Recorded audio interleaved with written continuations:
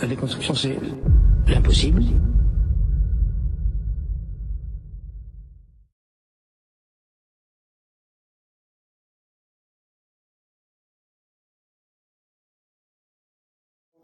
For me, for the first time, to visit Japan, a country that I have long admired. Unfortunately, I do not speak your language, which is, for me, a great sadness. But I hope to be able to communicate, nevertheless, and I'm very happy to be able to share some thoughts, which are part of a work in progress. So they're not in any way finished or complete, which means I'm also very much looking forward to the comments and discussion that we may have afterwards.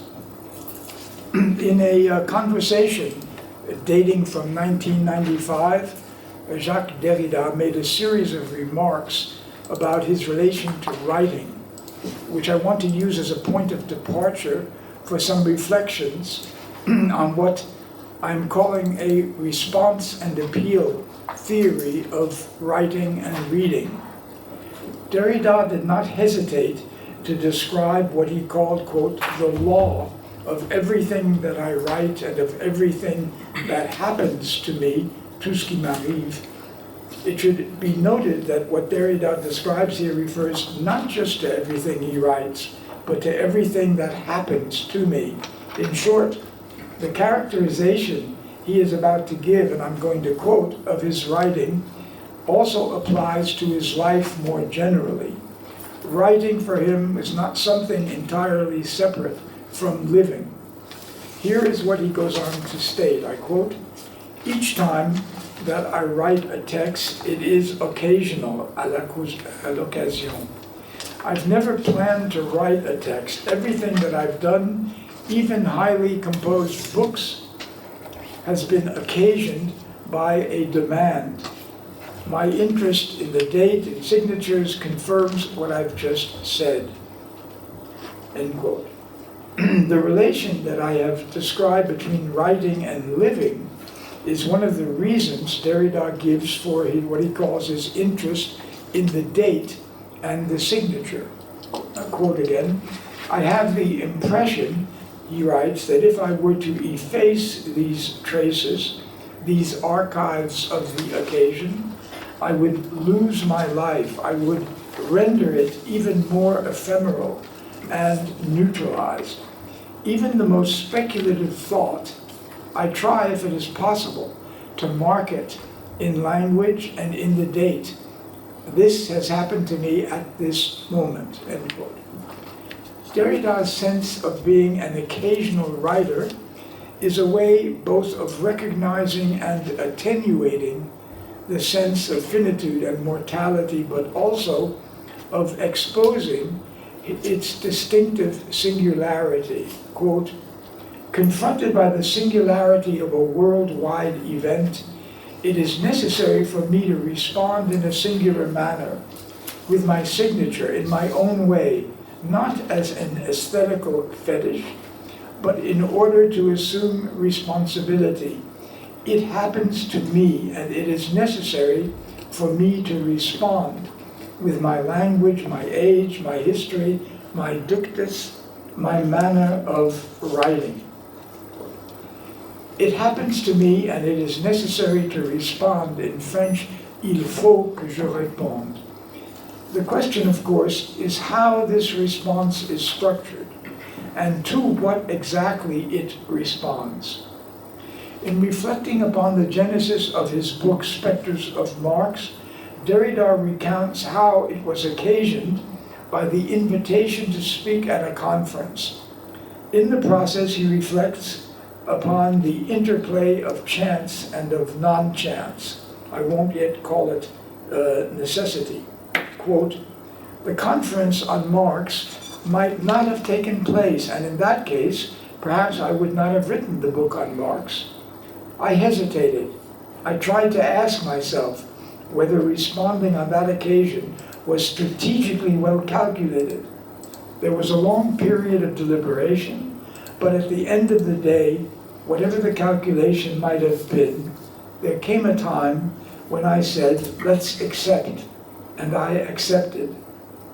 Chance then does come into play, but clearly it could be demonstrated that chance could only have presented itself at the end of an extremely complicated chain linked to me, linked to the academic and political scenes, and to 1,000 causalities we could attempt to analyze to show that this chance, though still by chance, is inscribed in an extremely rigorous concatenation, end quote. It is this inscription of chance in an extremely rigorous concatenation that I wish to reflect upon. Derrida is strangely imprecise in describing how his decision to write the book came about. He writes, after a long period of deliberation, there came a time when I said, let's accept, and I accepted, end quote. It's almost as if Derrida does not explain the decision to accept, but he situates it. The situation of the I deliberating recalls the famously provocative phrase coined by Derrida in French, tout autre et tout autre. It is a phrase that he writes that, quote, no one can seriously protest against or rebut, end quote. But far from creating consensus, this also keeps open the possibility, he adds, that, quote, war and polemics are not only possible, they are the necessary result of this agreement that tout autre et tout autre, end quote. In view of the passage just quoted, in which Derrida describes chance as inscribed in an extremely rigorous concatenation, I want to suggest that Derrida's ostensibly tautological formula could and should perhaps be amended to read tout autre n'est jamais tout autre. Every other is never entirely, utterly, wholly other. Chance, in other words, is never entirely fortuitous, and alterity is never entirely other. What one names or experiences as other is never totally other if totally signifies absolutely. The word absolute, as Derrida well knows, and as he discusses in a series of conversations called The Taste for the Secret, as well as in his seminar on the secret, the word absolute involves the breaking of relation. In French, he calls it the rupture de rapport, which is what absolute literally signifies. Quote, without relation, Derrida writes, either to humans or to God. That is the absolute secret. Quote from his seminar called Répondre du secret. Secret. And yet, is there a secret, I would ask, or anything else that can really be thought to be absolute in this sense of lacking all relation? In order to think anything, to name and articulate it, must it not be inscribed within a chain of events that is more or less determined? Derrida knows this, of course, and even insists on it, on the fact that therefore the secret as such cannot exist. Quote, as soon as the secret appears as such, it is the beginning of the end of secrecy. There is no secret without repetition, but as soon as there is repetition, the secret is exposed. A secret as such is the loss of the secret. I add parenthetically, this is not translated, that Derrida's critique of Heidegger in certain seminars gravitates around Heidegger's use of the word in German as such. Derrida as such questions whether that is legitimate in Heidegger. But he uses it, here he's using it himself. Nevertheless, Derrida insists on the paradoxical or aporetical logic of the secret as a kind of negative transcendence, one that relativizes all attempts to determine it. In this sense, the secret can be said to resist its reduction to anything knowable. Quote, again Derrida, "Once I know that I must keep a secret as such, I repeat it to myself, and thus repeating it to myself, I inscribe it in a scale of repetition of ideality." End quote. In short, the other is never absolute, because its otherness is always relatively determined by its place in relation to other elements from which it may detach itself, but never entirely separate itself. Separation, therefore, is not isolation, but always relational, albeit in a relation of discontinuity to that to which it relates. The other is always other than or with respect to the self-same.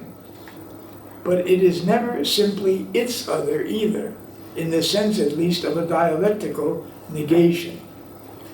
According to the pseudo-law of what Derrida calls iterability, which he elaborates in his discussion with Searle in a book called Limited Inc., iteration does not merely replicate identically what it repeats, it also alters it, as well as replicating it. That means there will always be something left over or lacking, a trace or remnant, something that will never be entirely transparent or fully determinable. It can therefore be called a secret, secreted, as it were, by the process of repetition that both constitutes and dislocates all identity. However, there is another term that Derrida uses to describe the cognitive result of this process, and that perhaps provides an alternative to the notion of the absolute, namely the word irreducible. The trace, or supplement, or remainder are all irreducibly other, but they are never absolutely other. They retain a relation to that from which they demarcate themselves. But this is very different from the absolute separation upon which Derrida insists in the text we are discussing, namely his seminar Responding to the Secret, and which he often tends to equate with isolation. We can perhaps discover an alternative to Derrida's fascination with the absolute and its aporetical logic by turning to his discussion of hospitality. In the first year of lectures he devoted to that topic. He had 2 years of lectures, seminars on the hospitality. Both have been published in French, and the first year has been published in English. I'm not sure about the second year. Derrida begins his discussion of hospitality by interpreting a passage from Kant's famous essay, usually rendered in English as, quote, "on perpetual peace," but which I believe could be more precisely translated as "towards eternal peace." The familiar consecrated English translation effaces the ironic allusion on which Kant insists in the opening words of his essay. I quote Kant, "Whether this satirical inscription, in German zum ewigen Frieden, on a Dutch innkeeper's sign, on which a cemetery was painted, whether this was intended for people in general, or in particular for heads of state who can never get enough of war, or whether it only concerned philosophers who dream that sweet dream, is a question that can be kept in abeyance," end quote.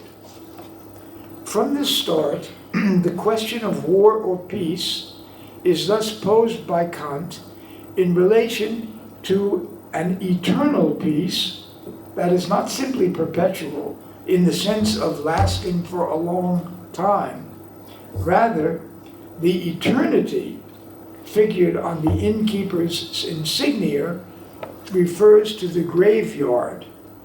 That is, it's the eternity brought about more or less prematurely by war, rather than that usually associated with the effects of peace. This irony sets the tone and horizon of Kant's essay in general, which is fully aware of its internal and external limitations, beginning with those posed by its relation to the political powers that be, namely to what Kant refers to, as you've heard, to those heads of state who can never get enough of war. To be sure, Derrida does not comment on this aspect of the text, although the issues it raises are never very far from his mind. Instead, he focuses on a specific passage in which Kant argues for the universal right to receive foreigners, something close to, but not identical with hospitality, as we shall see in a moment. The portion of Kant's essay that Derrida focuses upon in his seminar is the so-called, quote, third definitive article to eternal peace, which carries the significant subtitle Cosmopolitan Law, in German Weltbürgerrecht. Cosmopolitan law shall be limited to the conditions of universal hospitality. As Derrida remarks, here as elsewhere, Kant is above all a thinker of limits and of delimitation. And the subtitle of this essay highlights that from the very start. Kant conceives the right to hospitality in terms of the conditions that might make it universal, in German allgemein, which I would argue is not quite the same as universal in English, literally common to all, shared by all. That the conditions that make it allgemein, while at the same time also delimit that right. Given that throughout his lectures, Derrida uses Kant as a kind of negative benchmark for his discussions, let me quote extensively the first two paragraphs of the section to which Derrida frequently returns. It's a rather long quote, but it's important to have it in front of you for the following discussion. So Kant writes, here, as in the preceding articles, it is not a question of philanthropy, but of right, Recht. Hospitality means the right of a stranger or foreigner not to be treated as an enemy when he arrives in the land of another. One may refuse to receive him when this can be done without causing his destruction. But so long as he peacefully occupies his place, one may not treat him with hostility.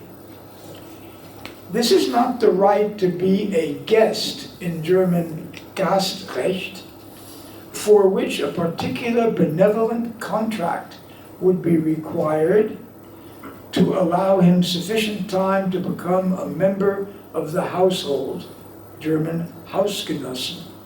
It is only a right of temporary sojourn, a right to associate which all men have.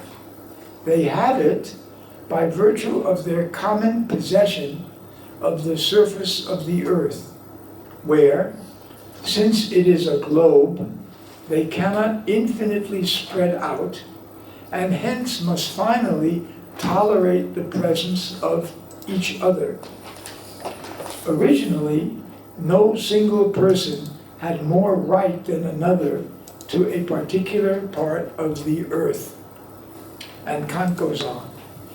Uninhabitable parts of the earth, for instance, the sea and the deserts, divide this community of all men, but the ship and the camel, parenthesis, the desert ship, enable them to approach each other across these unruled regions and to establish communication by using the common right to the face of the earth, which belongs to human beings generally.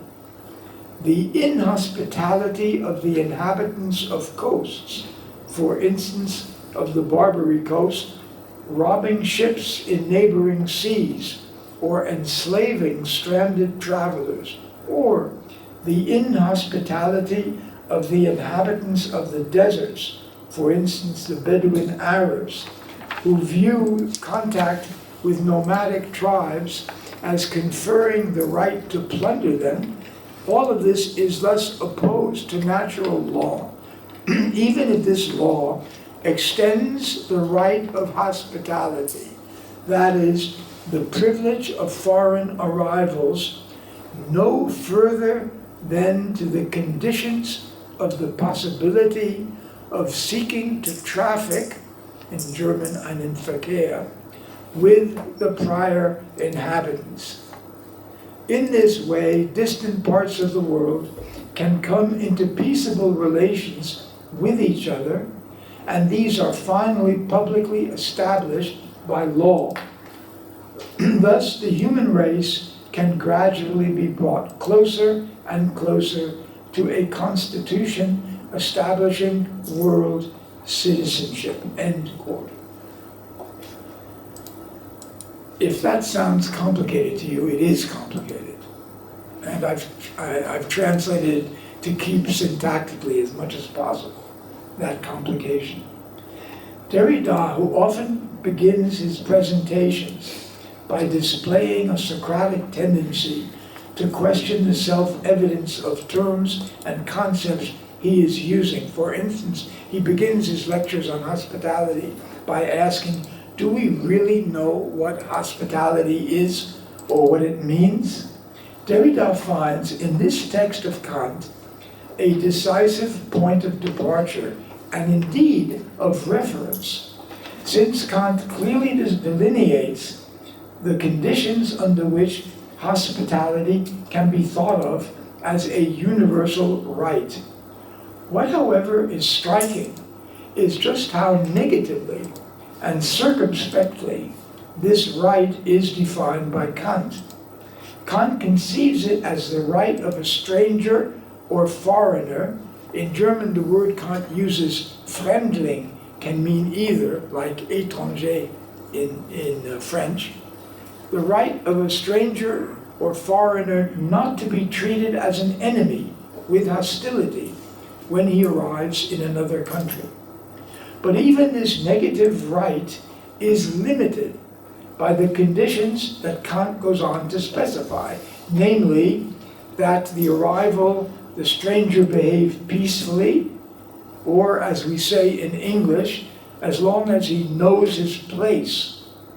But even then, the foreign guest can be expelled so long as this expulsion does not put his life into jeopardy. But the negative determination of hospitality by Kant goes further, since, first of all, he insists that the word that in German would most approximate our hospitality, namely Gastrecht, is not concerned by this universal right, which only concerns what he calls Besuchsrecht, the right of visitation.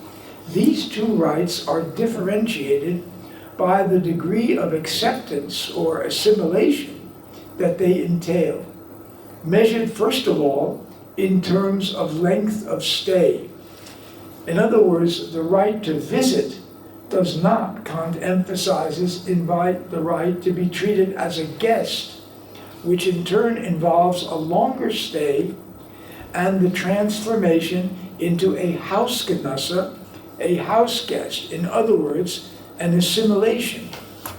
It is only the right to visitation, that is, to stay in a foreign country for a limited time, that is accorded to all humans, quote, by virtue of the common occupation of the earth's surface, upon which as a spherical surface humans cannot spread out infinitely ins Unendliche, but rather must tolerate one another, given that originally no one has a greater right than any other to be in one place of the earth, end quote. Despite the separation imposed by uninhabited parts of this surface, oceans and deserts, the development of means of transportation, whether ships or camels, makes it possible to enter into contact and to exploit, quote, the right of the surface, which belongs to the human species collectively, in order then to develop conditions for trafficking, commerce, Verkehr, with one another. So Kant. Therefore, of a very mixed appreciation of the benefits and abuses made possible by the development of the means of travel and communication, Kant draws what will be a decisive, if also somewhat enigmatic, conclusion, especially if we compare Kant's German to the French translation on which Derrida in his lectures relies. In French, the decisive sentence reads, mais ce droit d'hospitalité, c'est-à-dire l'autorisation accordée aux arrivants étrangers, s'arrête à la recherche des conditions de possibilité d'un commerce avec les anciens habitants.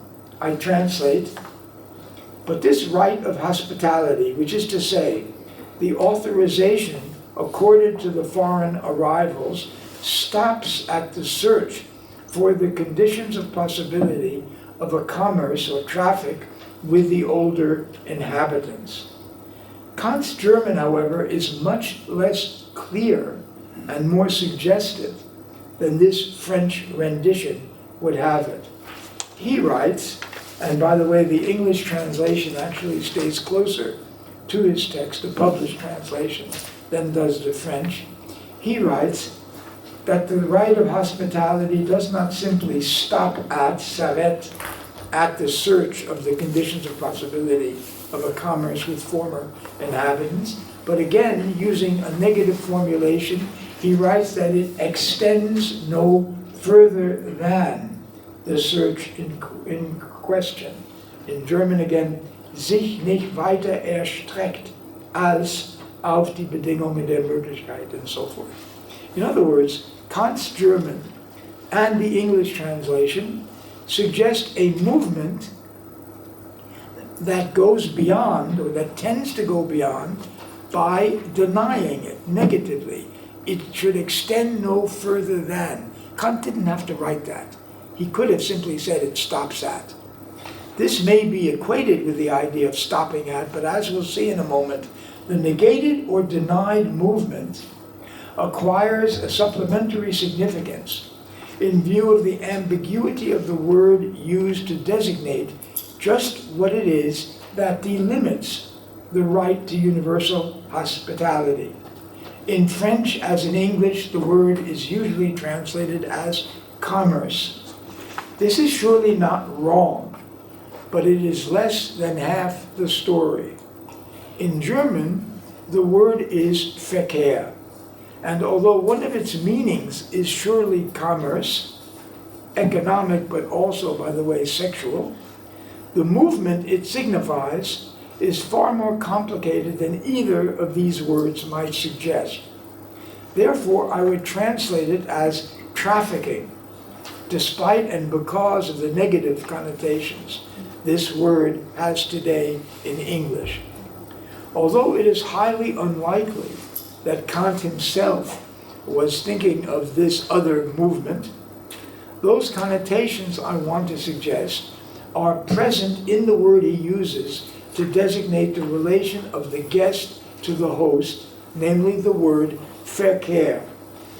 For this commerce in Kant's description is strangely contradictory. It begins with the principle that the surface of the earth belongs to all humanity by virtue of its finitude as a spherical globe.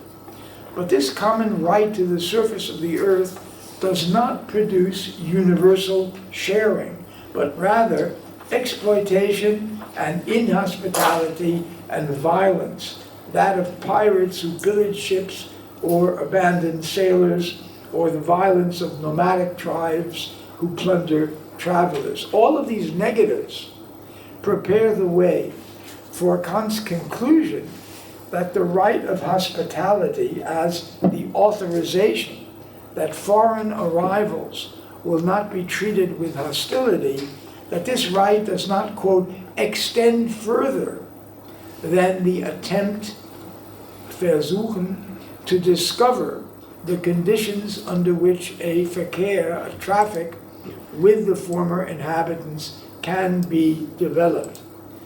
The word in question here, Verkehr, is more than strange.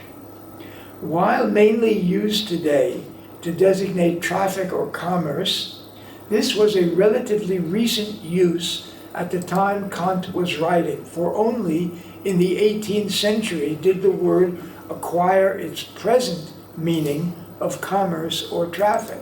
Before that, it tended to signify something quite different, which, however, remains one of its connotations today, namely perversion or inversion. Those of you familiar with German may recognize the term verkehrte Welt to designate the world stood on its head or upside down. It echoes throughout German thought and philosophy, Marx, Hegel, etc., verkehrte Welt, Romanticism. In present-day German, if something is designated as verkehrt, this is generally not a compliment. It suggests that something is perverted or diverted from its original authentic condition. It involves a misstep. Kant's remarks about the violent relation of colonizers to colonized indicate that he was well aware of the negative connotations or potentialities of Verkehr, the conditions of which he nevertheless identified as the foundation of the universal right to hospitality, qua the right to short-term visits. Although working primarily from a French translation that, as I've shown, tends to ignore the ambivalent ambiguity of the word Verkehr, Derrida nevertheless will go on to characterize the ambivalence of a self-negating hospitality precisely as perverse. This is especially marked in his reading of the first chapter of Pierre Klosowski's novel, The Laws of Hospitality.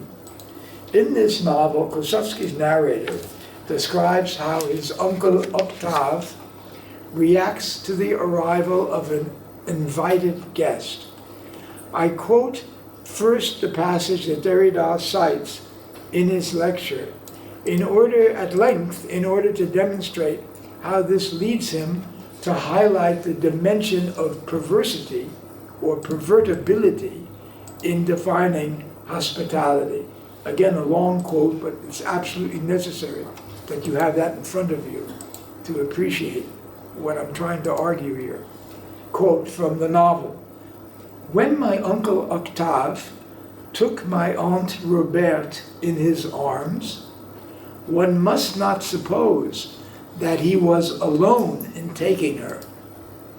An invited guest would enter while Robert, entirely given over to my uncle's presence, was not expecting him. The guest would already be looming up behind her as my uncle made his entry, just in time to surprise my aunt's satisfied fright at being surprised by the guest. But in my uncle's mind, it was over in an instant. For, after all, one cannot at the same time take and not take, be there and not be there, enter when one is already inside. My uncle Octave would have been asking too much had he wished to prolong the instant of the open door. He was already doing exceedingly well in getting the guest to appear at the door, and the instant after to loom up behind Robert so that he, Octave, might be able to feel that he himself was the guest. So the inviting one has to thank the invitee for inviting him to enter his house. End of quote. I'm reminded by this passage of a short remark made by Freud in a letter to his youthful friend Wilhelm Fliess, dated August 1st, 1899. Freud writes Fliess, quote, "I am accustoming myself to regarding every sexual act as an event between four individuals," end quote. Freud here is referring to the idea of bisexuality, which is somewhat different from the way Derrida reads the passage I quoted from Klosowski.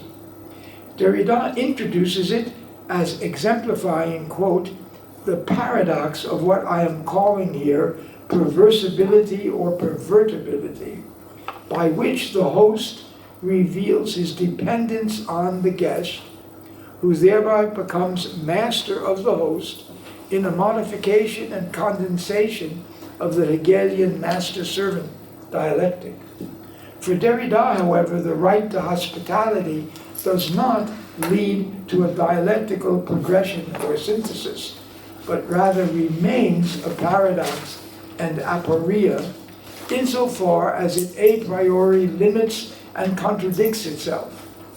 This self-defining and self-undoing contradiction can be glimpsed in the colloquial English expression generally associated with hospitality, to which Derrida frequently refers, namely the admonition to make yourself at home. In French, fais comme chez vous, or chez toi, fais comme chez toi. But this proverbial invitation in practice does not exclude, and indeed presupposes, the restrictive conditions that Kant places on the universal right to hospitality, namely the implicit injunction to behave yourself and never to forget that, quote, "you are a guest temporarily in my home, not in yours."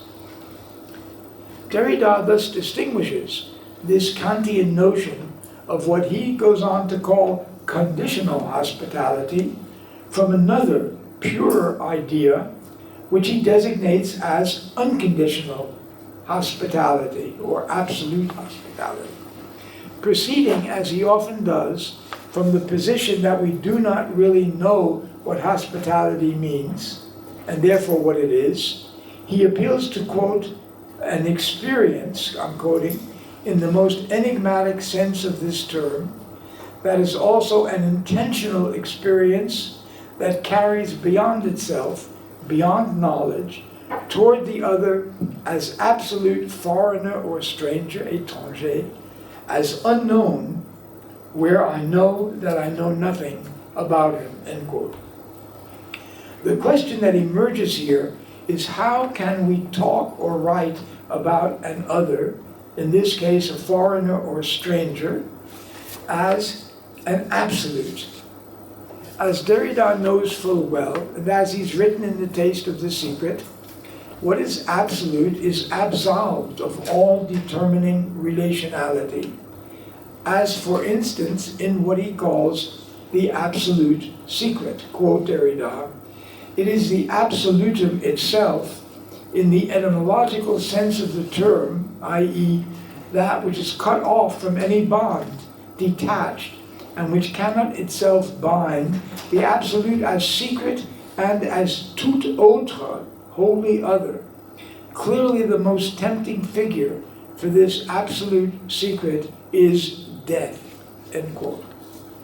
One way of responding to something that qua absolute or unconditional is a priori unknowable is to describe it as a process of self-perversion. This is in part what Derrida attempts to do in his discussion of the laws of hospitality as demonstrating the intrinsic pervertibility of this experience. Hospitality is an enigmatic experience insofar as it can never be had as such in a pure form, but only in its movement of turning away from itself. It is this that Derrida's reading of the laws of hospitality perhaps renders legible, and that also makes it an unintentional commentary on Kant's notion of Verkehr. Kehren, the root of that word in German, kehren, means to turn, and the prefix ver can denote either intensification or negation. The traffic involved is that of a self turning away from itself in encountering its desire and dependency upon what is other than itself. This could also be a place where the reference to Freud can be helpful. Freud's notion of the ego or I, the first person singular, already can be seen as involving the paradox or aporia of a hospitality in which the first person is no longer simply first, but also last. Or rather, it is a first person only as what I would call a first responder to forces that precede and outlast it. The so-called ego, which if I prefer to call in English simply the I or the me, is described by Freud as resulting from its interaction with those other tendencies of the mind that he labels id or it and superego or trans-I.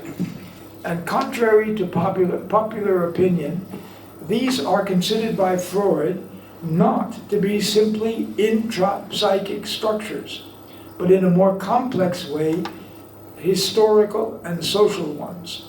The following remark by Freud may give you an idea of just how historical the triad of I, it, I, and super-I in his conception is. I quote Freud, "The lived experiences of the I seem at first to be lost for inheritance.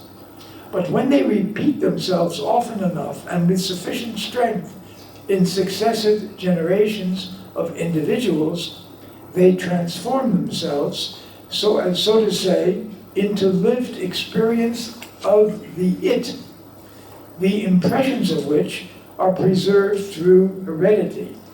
Thus, in the it, which is capable of being inherited, are harbored residues of uncounted I existences, and when the I forms its superego or super-I out of the it may perhaps only be bringing older I figurations once again to light and resurrecting them," end quote. Freud's speculation here does not apply to a naturalistic concept of the psyche or of the it. The it is that part of the mind that pursues the so-called pleasure principle, which means the reduction of tension felt to be unpleasurable. The experiences of such reduction are not derived from the physical or internal characteristics of material objects, but rather are linked to impressions, as Freud writes, associated with experiences of tension reduction. Such experiences can as much pertain to language and other social institutions as to material factors. What Freud is suggesting, therefore, is that the experiences of the I, that as such are not inheritable, can be inscribed in the it and then transmitted within the psyche to the superego, which lays down the law, as it was, to the I.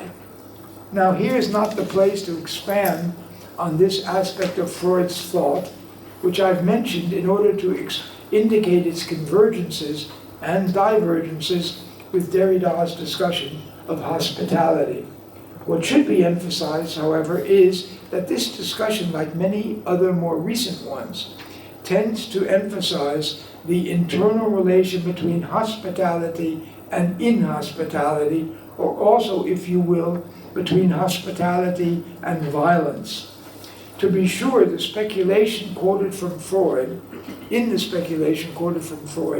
the emphasis is more positive, ending not accidentally with the notion of a resurrection, as he puts it, through the retention of previous I experiences in the id or it.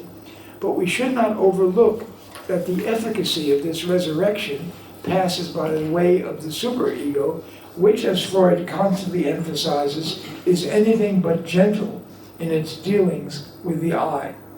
The experience of former I's thus may be resurrected, but the result for the individual I will never be unambiguous or unambivalent. This temporal and indeed historical speculation of Freud regarding the transmissibility of ego experiences via it and superego can, I believe, cast some light on Kant's insistence on the temporal dimension that distinguishes Besuchsrecht, the right of visitation, from genuine hospitality as Gastrecht. Making oneself at home involves the possibility of residing in the home of the other over a certain span of time. Staying the same over time is thus the condition of true hospitality, that is, of being at home in the home of the other. The right to visit does not involve such a claim. What is universal, then, is only the right to a temporary stay in the place of the other. It is this temporalization of hospitality that for Kant responds to the finitude of the earth and of those who inhabit it. Such shared finitude makes all hospitality not just self-canceling, as Derrida would have it, but pragmatically self-limiting. Could this condition placed on hospitality be related to Kant's awareness of what he calls the inhospitable actions of the civilized and especially of the commercial states of our part of the world? And Kant goes on, the injustice which they show to lands and peoples they visit, which is equivalent to conquering them, is carried by them to terrifying lengths, end quote. Thus, a certain confusion of Besuchsrecht, visitation, and Gastrecht, hospitality, Kant associates with colonization. Quote again, under the pretext of establishing economic undertakings, they brought in foreign soldiers and used them to oppress the natives, excited widespread wars among the various states, spread famine, rebellion, perfidy, and the whole litany of evils which afflict mankind. Those words are no less actual today than when Kant wrote, probably more even. The implication here is that a certain perversion of Verkehr, making its commerce and circulation into a pretext for a trafficking that involves the exploitation of the host by the guest, who installs himself durably as the master. But Kant also asserts, somewhat in contradiction perhaps with historical reality, that such exploitation and violence in the long run, quote, profit them nothing, since all these commercial ventures stand on the verge of collapse, end quote. Perhaps it is only when the logic of a certain pervertibility of Verkehr is taken to its extreme that such exploitation and its destructive attempt at appropriation can be avoided. That extreme would involve what Derrida calls pervertibility, rather than simple perversion or inversion, involving the recognition and acceptance of earthly life as a visit rather than as a property.